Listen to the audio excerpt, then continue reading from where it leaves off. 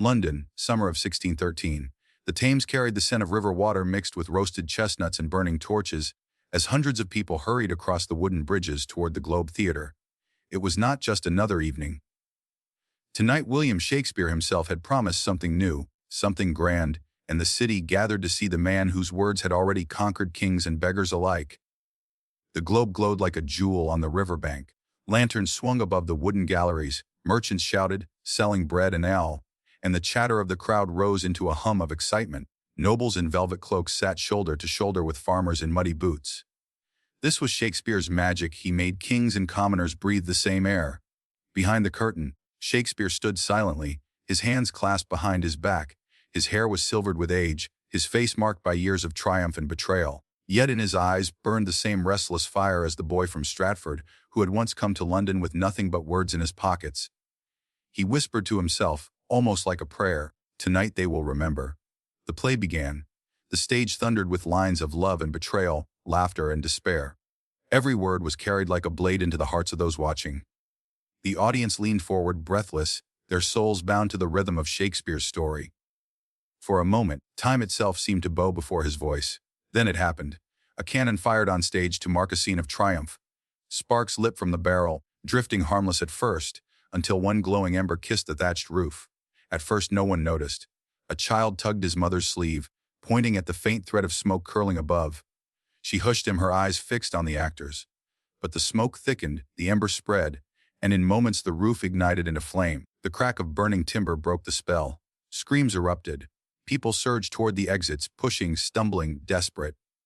The nobleman's cloak tangled with the farmer's boots. Children cried out for their parents. Actors fled from the stage. The Globe, once alive with art, had turned into a cage of fire. And yet, one man did not move. Shakespeare stepped onto the stage. The firelight bathed his face, his figure silhouetted against the collapsing beams. He raised his hand, his voice cutting through the chaos, louder than the inferno itself. "Do not flee from fear," he thundered. "It is only a stage, and every stage can be rebuilt if courage survives." The crowd froze. His words struck them harder than the flames. Mothers clutched their children tighter, soldiers straightened their backs, nobles turned to help the common folk. A hush fell, not silence but order. People began to move together, guiding one another through the exits. Shakespeare's eyes scanned the hall, watching men lift strangers to safety. Women shield children with their arms, and old men refused to leave until others had passed. The theater might burn, but the spirit within it would not. By the time the last of the crowd escaped into the night air, the roof collapsed with a roar. The Globe was gone, swallowed by fire. But outside, the people stood in stunned silence, not in despair but in awe. For they had witnessed not just a play, but a performance greater than any script, a man who chose to stand when all others ran. And in that moment, the audience knew, this night, though never written, would live longer than any of his plays. The night was heavy with the stench of smoke.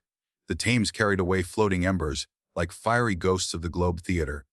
Londoners stood along the banks, their faces lit red by the flames, their hearts caught between grief and wonder. Some wept for the loss of the theater. Others whispered in awe about the man who had stood in the fire and turned panic into courage. Children clung to their mothers, repeating his words, "Every stage can be rebuilt if courage survives." The sentence, spoken in desperation, had already become legend. Shakespeare himself did not stand among the crowd. He walked alone to the far end of the riverbank, his cloak torn, his face blackened with ash. His body trembled with exhaustion, yet his eyes carried a strange calm. He sat on a wooden post, staring at the ruins of the Globe, the theater he had poured his life into. Now it was nothing but smoke and silence. For the first time in years, William Shakespeare felt fear, not of fire but of being forgotten. His plays, his words, his struggles, would they vanish like these ashes? Would the world remember the laughter of A Midsummer Night's Dream, or the heartbreak of Romeo and Juliet when the theater itself was gone? As he sat lost in thought, a voice broke the silence. "Master Shakespeare." It was a young actor from the troupe, barely 20, his eyes still wide with shock. He had been on stage when the fire began, and he had seen his mentor stand against it. The boy fell to his knees. "Why did you stay? You could have died. Why risk your life for a building?" Shakespeare looked at him, his voice quiet but steady. "A building burns," he said. "A stage falls. But words," he placed his hand on his chest. "Words live longer than fire. What I did tonight was not for the theater. It was for the courage in their hearts. That will live longer than stone or timber." The boy's eyes filled with tears. He whispered, Then I will make sure your words never die." Years later, that boy would become one of the men who preserved Shakespeare's works in the first folio, ensuring his plays would survive not just fire, but centuries. Back on that riverbank, however, the city still murmured. Some called him reckless, others called him mad, but most called him brave. In the taverns of London that night, stories spread like wildfire, not of the play itself, but of the poet who stood in flames and spoke like a king. Shakespeare rose slowly, watching the smoke drift into the sky. The theater was gone, but something greater had been born. He realized then that legacy was not built in wood and thatch. It was carved into the soul of a people. He turned away from the ashes and whispered to himself, "This was my greatest performance." And though history would not record that night in ink, it would live in whispers, in the memories of those who saw courage blaze brighter than fire. Shakespeare's plays would one day travel beyond England, across oceans, across centuries, but those who were there on the night of fire would always say, "The greatest masterpiece Shakespeare ever gave the world was not written. It was lived, long before London knew his name, before kings and queens sat to hear his words. William Shakespeare was just a barefoot boy, wandering the muddy streets of Stratford upon Avon. The town was small, built of timbered houses leaning on each other as if they too carried the burdens of life. William was the son of a glover, a man who worked hard, but often struggled to keep food on the table. Their home smelled of leather and sweat, and young William often listened to his father's sighs late at night, the sound of a man weighed down by debts. But William was different. He carried inside him a strange fire, a hunger that bread could not satisfy. While other boys played by the river, William sat quietly under a tree, listening to the way the wind whispered through the leaves. He would catch fragments of conversations in the marketplace, an angry wife, a drunken beggar, a priest delivering a sermon, and he would repeat their words later, shaping them into little performances for himself. One evening, as his father scolded him for wasting time with words, William whispered, "Perhaps words will one day feed me." At school he was restless, scribbling verses in the margins of his lessons. His teacher once caught him daydreaming and asked, "What do you see out the window that is greater than your book?" William replied softly, "The whole world, sir." The classroom erupted in laughter, but William did not bow his head. For him the world truly was a stage, even if he was not yet upon it. Yet life was not kind. His family's fortune crumbled, and whispers spread in Stratford that the Shakespeares were falling into ruin. At barely 18, William married Anne Hathaway, a woman older than him, and soon became a father. Responsibility pressed down on him like a stone, but the fire inside him refused to die. There is a tale, half true, half legend, that William was once caught hunting a deer on the land of a local nobleman. To avoid punishment, he fled Stratford in the night, carrying nothing but a tattered notebook filled with scraps of verse. Whether the story is fact or fiction, one thing is certain: it was around that time he vanished from Stratford, heading toward London. No horse, no wealth, no certainty, only a boy chasing words. As he crossed the countryside, sleeping under trees, walking roads filled with thieves and soldiers, he kept whispering to himself lines he had never written down. "The world may never know my name, but it will hear my voice." When William Shakespeare finally stepped into London, the city that smelled of smoke, sweat, and ambition, he was not a playwright. He was not a poet. He was simply a boy from Stratford. But within that boy lived the man who would one day stand in fire and refuse to run. London, late 1580s. The city was alive, but not with kindness. Smoke from countless chimneys blurred the sky. The stench of fish, dung, and burning coal filled every street. Merchants shouted over one another, beggars clawed at strangers, thieves slipped through the crowd like shadows. For a boy from Stratford, the city felt less like opportunity and more like a trap. William Shakespeare arrived with no name, no wealth, and no promise. He wandered the streets of Bishopsgate, his boots worn thin, his hands raw from days without proper food. Inns turned him away, and noblemen brushed past him as if he were invisible. He had dreamed of London as a stage, but now it felt like a prison. For weeks, he begged for work. He offered himself as a scribe, a tutor, even a horse keeper outside the theaters. Sometimes he was given a crust of bread, other times nothing but insults. One rainy night, hungry and desperate, William stood outside the theater, one of London's first playhouses. He could hear the roar of the crowd inside, the laughter, the applause. His heart ached. He pressed his palm against the wooden wall, whispering to himself, "One day, they will hear my words." But reality struck harder than dreams. Actors mocked him, calling him country boy. Playwrights laughed at his rough clothes and accent. Even when he managed to hand one of his early verses to a theater manager, it was thrown back at him with a sneer. Words are cheap.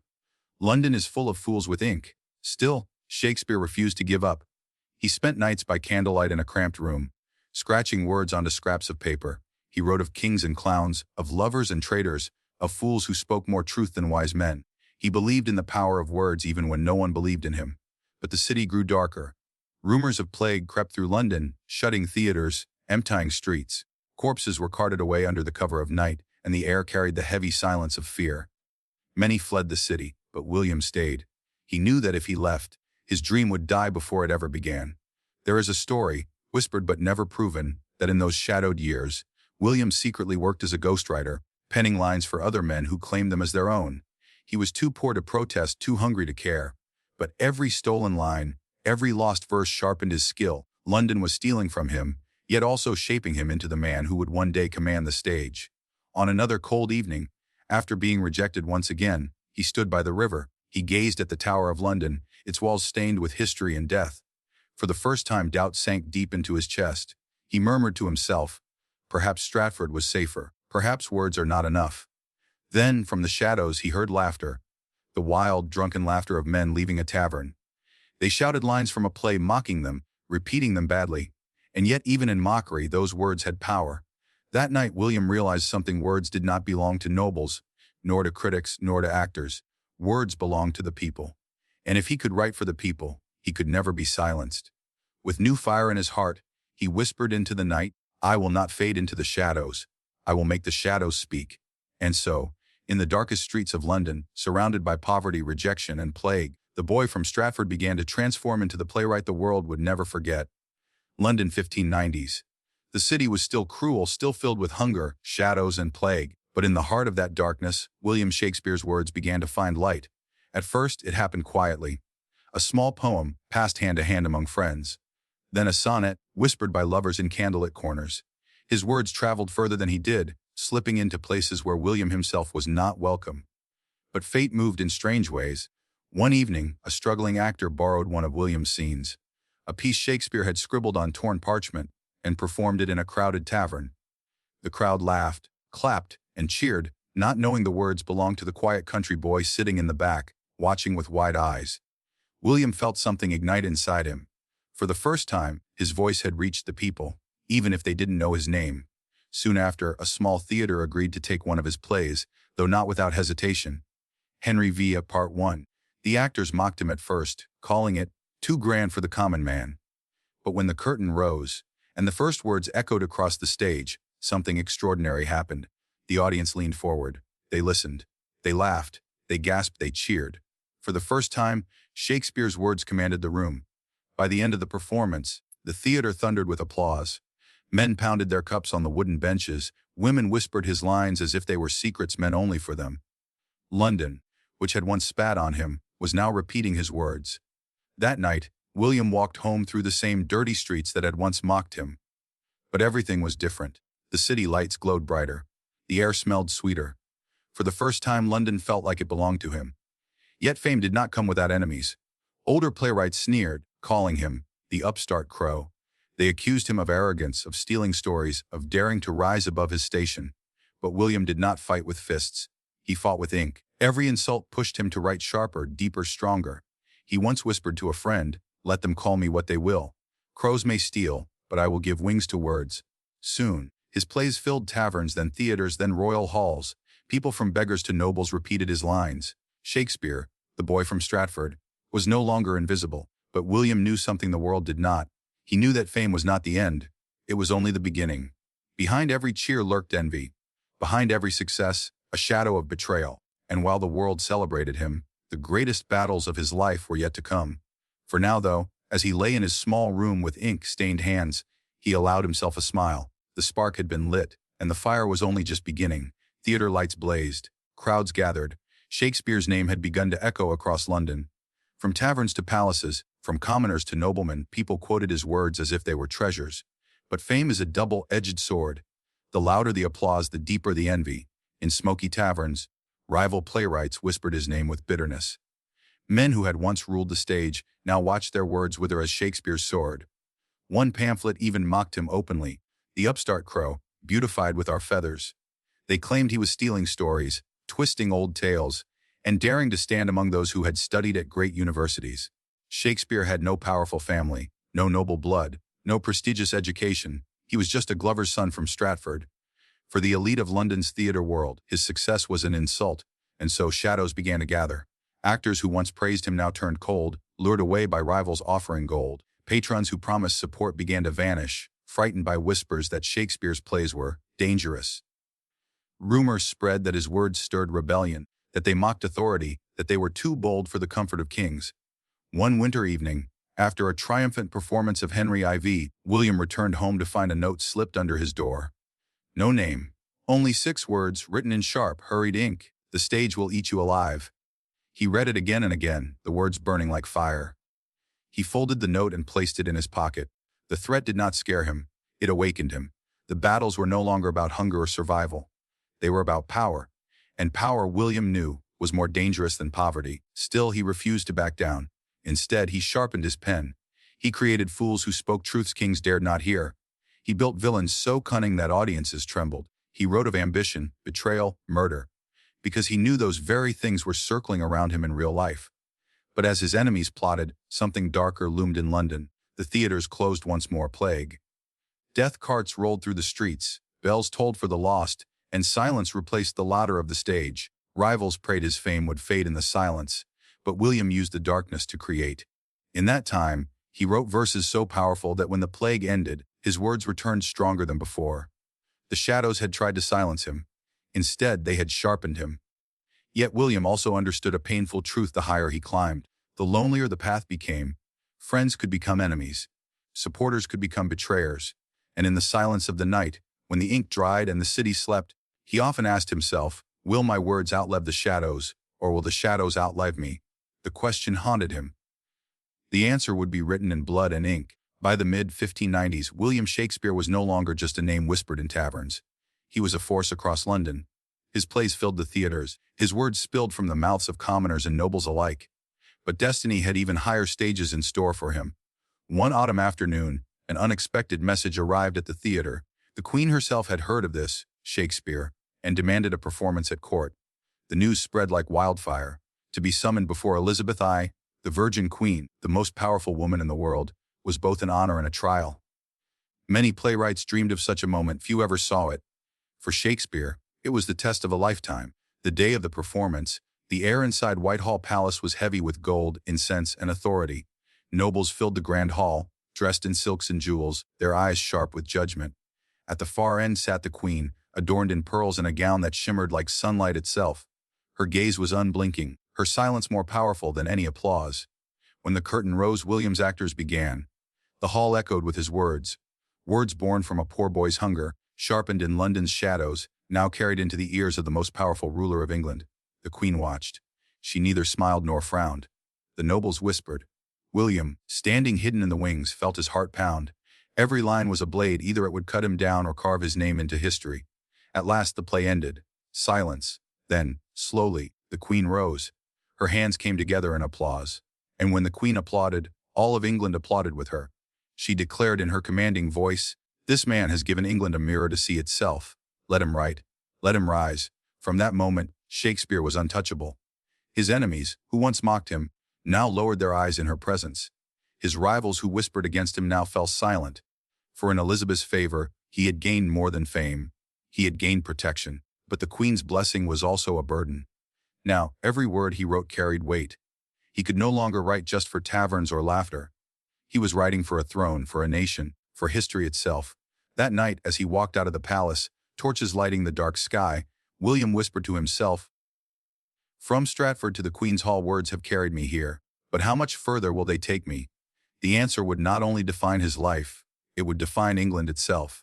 Fame had crowned William Shakespeare. The Queen herself had smiled upon his words, and London called him a genius. His plays filled every theater, his verses echoed in streets and palaces alike. But greatness always demands a price. While the city adored him, his own heart carried wounds unseen. His wife, Anne, remained far away in Stratford, raising their children alone. Months turned to years without his presence, and though he sent money, letters, and promises, the silence between them grew heavier than words could heal. His success in London came at the cost of a family left behind. And then came the cruelest blow. Death entered his home. His only son, Hamnet, barely 11 years old, was taken by illness. Shakespeare, far away in London, could not even hold his boy's hand in those final moments. The news shattered him. Friends later whispered that for weeks, he wandered London streets in silence, his ink running dry, his voice swallowed by grief. The man who gave the world words suddenly found himself speechless. But pain has a way of shaping art. Out of his grief rose some of his darkest, most powerful works. He poured his sorrow into characters who mourned, into fathers who lost children, into kings who held crowns but not love. The world saw masterpieces, but beneath them lay the broken heart of a father. And yet, greatness demanded more. Rivals grew bolder, daggers hidden in their praise. Nobles sought to use him, to turn his plays into weapons of politics. Some called him a prophet, others a threat. The higher he climbed, the more dangerous the air became. One night, after a triumphant performance, William returned home to find another note waiting in the shadows. Unlike the first, this one carried not a threat, but a warning: every crown rests on a head that bleeds. Shakespeare knew then that success was not glory, it was war. He whispered to himself, staring at the flickering candle, "If this is the price of greatness, I will pay it. But I will write it in blood and ink." And so, from loss, betrayal, and sacrifice, Shakespeare's pen grew sharper, his plays darker, his voice louder. The man who once dreamed beneath Stratford's trees was now writing not only for England, but for eternity. But the shadows were not done with him yet. The price of greatness was still rising. The year was 1613. London was alive with celebration. Shakespeare's latest play, Henry V, had just been staged at the famous Globe Theatre, the very theatre that had become his kingdom, his home, his fortress of dreams. The performance drew crowds so vast that even the streets outside were filled with eager faces. But destiny has a way of turning triumph into ashes. As the cannons roared during the performance, meant only for spectacle, sparks leapt into the sky. At first it was nothing, just a wisp of smoke curling above the wooden beams. Then, in an instant, fire. The Globe Theatre, built from timber and sweat, caught like dry leaves in summer. Flames roared upward, devouring the stage where kings and fools once stood. The audience screamed, scattering in panic. Actors fled in terror, their costumes burning. The city gathered helplessly, watching as Shakespeare's sanctuary turned to cinders.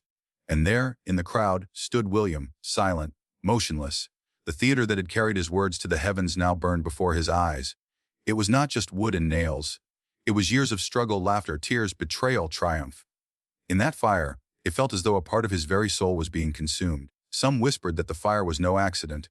Those rivals, still bitter, had played a hand. Others said it was fate, a punishment for daring to touch immortality. Shakespeare himself never spoke of it, but those who saw him that night swore his eyes burned brighter than the flames. For even in destruction, he did not bow. He turned to a fellow actor and said, quietly but firmly, "The stage is not wood. The stage is us. As long as we stand, the words will live." And so, though the globe lay in ashes, Shakespeare's spirit did not. Within months, plans were made to rebuild, stronger, greater, eternal. For the fire that sought to destroy him had only proven that his dream was too vast to be consumed. But fire was not his only enemy. Around him, betrayal grew. Friends he had trusted now sought his throne. Rivals plotted in shadows, hoping the blaze had broken him. Some whispered in noble courts that Shakespeare's time was ending, that a new voice was needed, fresher, younger, more loyal to power. William heard the whispers. He read the betrayals in men's eyes. Yet he did not fight them with swords.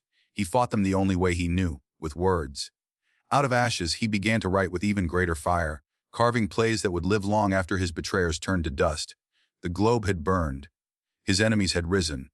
But Shakespeare whispered to himself as he dipped his pen once more, "Let them burn my stage. They cannot burn my name." The fire had passed. The betrayals had come and gone. The Globe Theatre had risen again, stronger than before, and William Shakespeare had become more than a playwright. He had become a legend. But even legends must one day face silence. By the early 1610s, William had begun to slow. His hair, once dark and restless, was now streaked with gray.